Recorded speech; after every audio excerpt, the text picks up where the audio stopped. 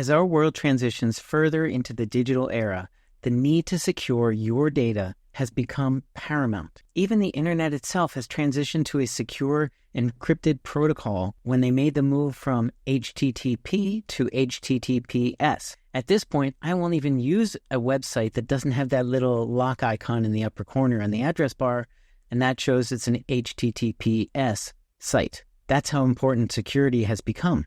If you're going to self-custody your Bitcoin and crypto, which I highly recommend, you're going to have to take the responsibility of managing the security and storage of at least one seed phrase. Conventional wisdom would suggest the most secure way to do that is offline on a physical device. But is it? What if you lose your seed backup? What if you forget where you put it? What if you need it right now, but you can't get to it? What if your toddler finds it and throws it out? What if someone else finds it? These are all real risks of using a physical seed backup, and I can think of a lot more. So if we can't keep our seed phrase on a phone or computer because of its connection to the internet, and we can't keep a physical copy in a drawer, what's left? 3 words: digital symmetric encryption. It's the technology that was developed by spies for spies. And if it's good enough for the CIA, NSA, MI6, and 007, it's good enough for me. Hey everyone, I need to butt in here real quick. I need to tell you that in today's video, I introduce several different encryption techniques on the Mac. Your seed phrase security is one of the most challenging parts of managing your Bitcoin and crypto. Please understand that entering your seed phrase into a text document or hot wallet potentially exposes it to the internet, key trackers, clipboard collection, or other malware. If you follow the techniques in this video, you have to assume the risks of those activities. This video is for informational purposes only and is not a personal recommendation for your seed storage system. You need to decide for yourself what risks you're willing to take. All right, back to the video. It's also the same technology used by the hot wallet on your phone to keep the seed phrase safe and secure. In today's video, I'm going to show you how to encrypt files on your Mac quickly and easily so you can store them in plain sight and sleep well knowing that your data is cryptographically safe. This video is a Mac-centric version, but if you want me to do a Windows version or a Linux version, let me know in the comments below. Oh, and hit the thumbs up and subscribe buttons while you're down there.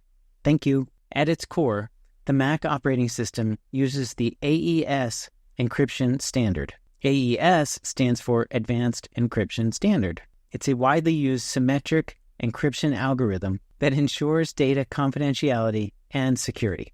AES operates on fixed size blocks of data, usually 128-bit, and supports key lengths of 128, 192, or 256-bit. Its robustness and efficiency makes it the ideal choice for secure communication, file encryption, and other cryptographic applications. Okay, I just wanted to butt in here a little bit and explain something. I was talking to my wife and she said, "Is this AES encryption really safe?"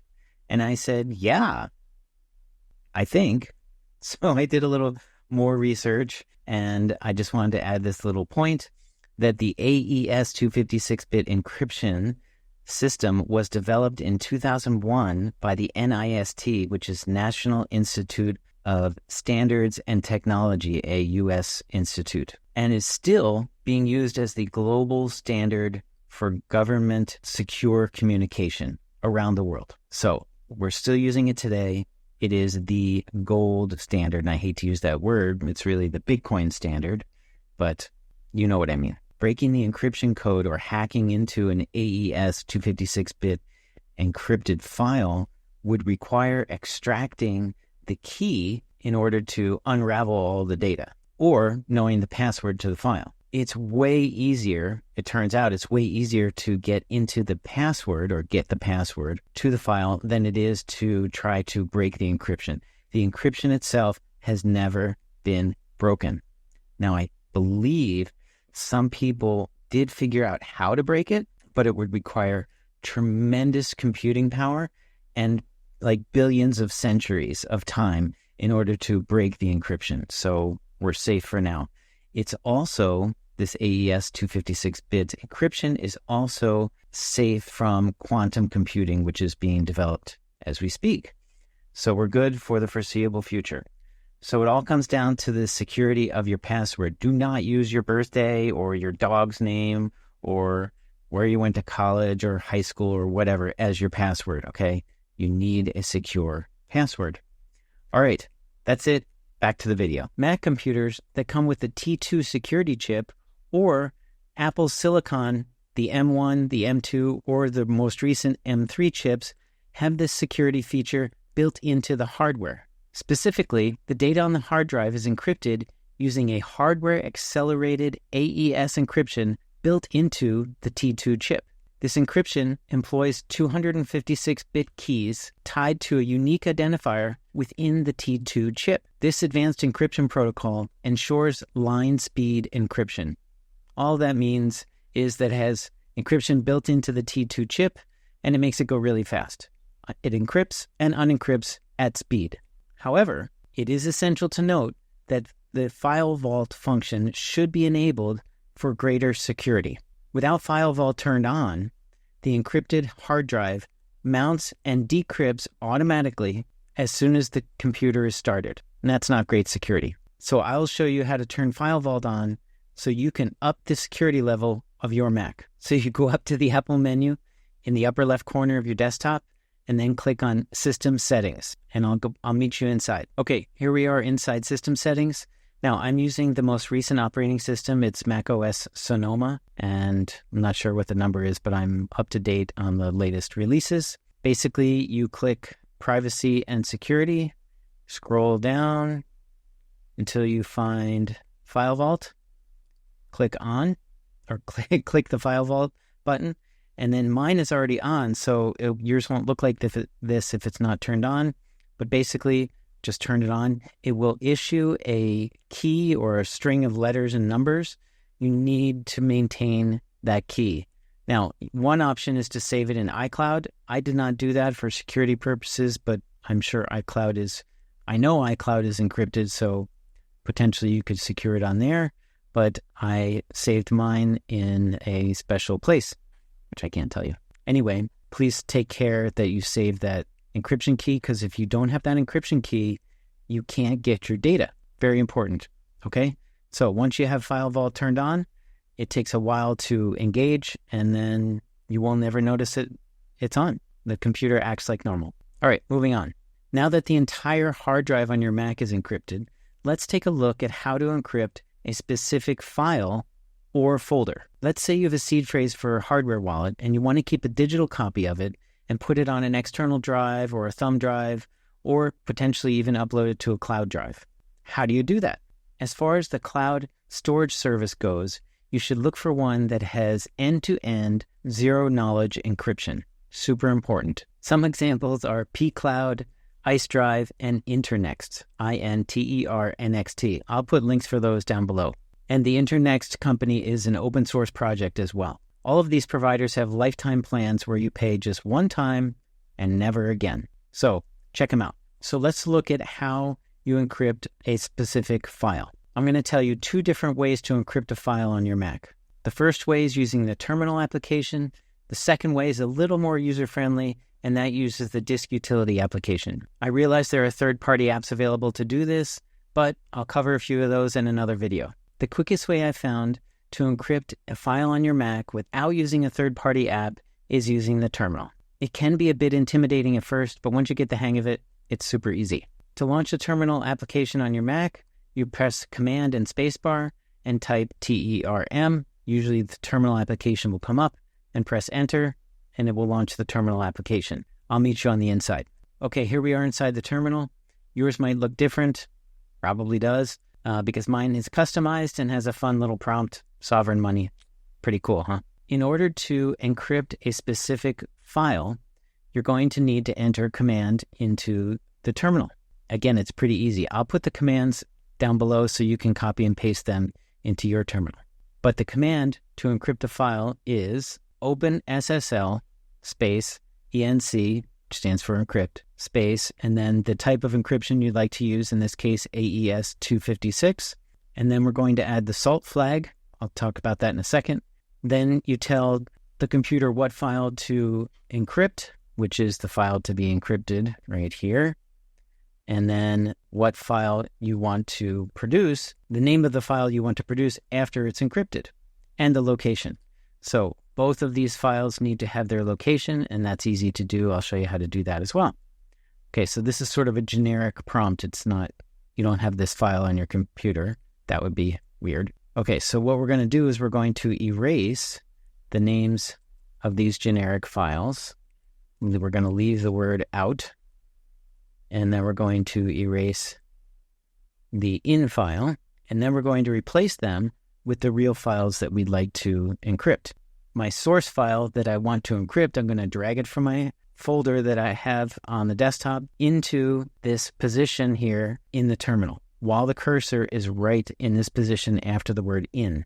In this case, what I'm going to drag to the terminal is a PNG file or picture, and that's a screenshot of my seed phrase. It's not a text file, it's not any PDF or anything else. So I'm going to drag that in here, and there we go. See how it ends in the PNG? That means it's a picture. And then the file I'm going to create, I'm going to put in the same folder called users shared test folder my fake seed.txt. Now, here's where things get a little weird. When you put .txt, it makes a text file that is an encrypted file. I did that because I want to show you something, but you don't have to put txt. You can put anything, really. You can put PNG, you can put JPEG, you can put TXT, you can put, I don't know if you can put PDF actually, but you can practically put any extension there. Things can get really confusing when you're doing this because you might lose track of what file is encrypted and what file isn't encrypted, but make sure you don't use the exact same name as the file that you are encrypting because it will replace it and you'll lose that original file if you wanted it for some reason. So I'm going to process this, press enter. It's asking me for a password. I'm going to enter a very secure password, and there we go. All right, I'm going to open that file and show you what the encrypted file looks like. Okay, here we are. The encrypted file is open. As you can see, it starts with the word salted. Salted is a string of text added to the encryption file that creates random characters in the encryption. That is, you can encrypt the same file as many times as you want, and it will not repeat the encryption data. In other words, this file with all its funny characters and signs and symbols would look completely different than if I encrypted the exact same file again because I used the salted flag. So it's very important to do that. It increases your security dramatically. Other than that, it's just jumble. This is what somebody would see, obviously, if they opened your encrypted file and if they don't have the password. Now, because it's a password-based encryption, it can be broken if your password is not strong. So it's really important to use a very strong password when you use this type of encryption. Most people say the more characters, the better. You can use a passphrase, which is a series of words together, or you can use a long password, minimum 20 characters. Because it's the longer the better, then you run into problems with remembering that password. So I would store the password in a password manager or someplace safe. Again, you don't want to store it on paper because it can get lost or thrown out or found or whatever. So that is the command to encrypt a file. Now, how do we decrypt an encrypted file? Well, it's a very similar command, and I'll show you that right here in the terminal. Here we are inside the terminal. And in order to decrypt a file, it's a really simple command. I'm going to paste it in here. Boom, there it is. It's so simple and short because I don't have the names of the files that I want to input, that is the encrypted file, and I don't have the name of the file that I want to output, that is the decrypted file. So right in this area, we're going to place the name of the file that we want to decrypt. That's the in file. I'm going to drag that in here. And then right after the out command or flag, we're going to put the name of the file that we want to decrypt to, we want to recreate. Now, if you remember, a minute ago, we encrypted a PNG file, which is an image file or a screenshot, in this case, screenshot of my seed phrase. So when we put the name of the file that we're going to produce or decrypt to, you have to use the extension PNG. You have to use the original file's extension. Now, in order to remember that, you might want to put it in the name of the file that you encrypt, or you might want to append the encrypted file. Instead of using .enc or .txt or anything like that, you might want to use .png. And now it normally would be an image, but you won't be able to open it because it's encrypted. It just says it can't open it. So keep that in mind. So I'm going to put a PNG file here. I'm going to drag that file back in, and I'm just going to change the last 3 letters of the name and press enter the password I entered before, and that's it. I'm going to see if I can open that file, and I'll show you what it looks like. Here is the file that was encrypted and then decrypted back to its original state. And you can see here is the myfakec.png, which comes from right here. And that's it. Now, the trickiest part to this, once you get the hang of it, it's super simple and easy, and you can just copy and paste it from a text file but the most important thing is to know what the original format was of the file that you encrypted. If you encrypt a text file, you have to decrypt to a text file. If you encrypt a Microsoft Word file, you have to decrypt to a Microsoft Word file, et cetera, et cetera, et cetera. JPEG, PDF, PNG, they all encrypt just fine, but you have to decrypt them to the original file type. The next technique we're going to use is with the disk utility application. So let's go ahead and open that, and I'll see you back on the inside. Here we are in the disk utility. Now there's 2 sort of sub methods that you can use to create encrypted folders that you can put and take out files all day long. So they act like a little storage bin that is encrypted, and it's pretty cool. There are 2 ways to do that. One is to encrypt an existing folder and its contents, and the other is to create a little tiny hard drive that is encrypted, and you can put things in there as you need to. You don't have to encrypt them. The drive itself is encrypted, and I'll show you both of those. All right, the first thing we do with the disk utility is you go up to the file menu. You can't see this, but you click on New Image and then Image from Folder, and you end up with the selector. I'm going to click this test folder that I have in my Applications folder. We're going to create an encrypted folder, and all the contents will be encrypted as well. I'll choose that test folder. It's in my applications, the encryption, 128 or 256. It doesn't matter. I almost always use 256. I've never had a problem with speed, but I'm just going to select the 128, pick a really strong password, obviously not very strong. And I want the image format compressed, save space, and I'll save that. And it's creating the test folder .dmg. And that's it. All right, let's go into the applications folder and take a look at that. Here we are in the application folder. Here is the test folder right here. And right next to it is the test folder .dmg. If I double click that and enter the password, very secure password, this is the contents of my test folder. And everything in here is available to move off into my hard drive or whatever I want to do with it. And I can also add other things. There's a little hard drive on my desktop that you can't see. It's called test folder. And when I click on that and eject it,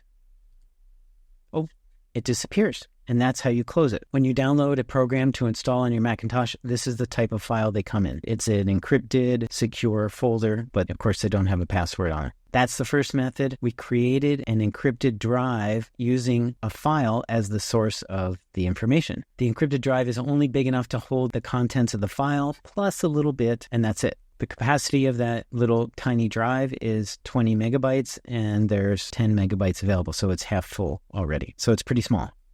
That way you can easily store it on a thumb drive or send it to somebody in email or put it on a cloud drive if you want. And the other technique we can use using disk utility is to create a little tiny drive, and we set the size of the drive ourselves, and then we can put our files in there just like we did with the folder that we created before. So again, you go back up to the File menu, click on New Image, and what we want to do is create a blank image rather than an image from folder. What we're going to title this is DMG Drive, This title is the title of the whole drive. Then when we mount it on the desktop, it's going to have another little tiny hard drive on there, and that needs a name as well. So we're going to call that encrypted